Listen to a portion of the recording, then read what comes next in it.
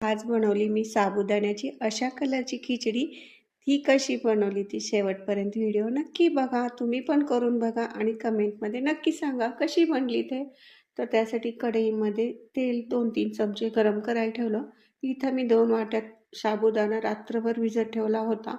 तो आता जरासं सुट्टा करून घेऊया दुसऱ्या बाउलमध्ये.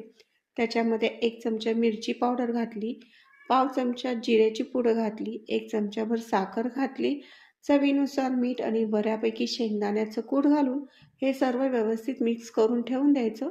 तेल इकडं गरम झाले तर थोडेसे जिरे टाकले फोडणीला, मिरची टाकली 1-2 बारीक चिरून, उकडलेल्या बटाट्याच्या फोडी टाकून हा साबुदाणा टाकून परतून घेतला. व्यवस्थित परतल्यानंतर गॅस बारीक केला, ताट झाकलं, 1 मिनिटाची वाफ दिली.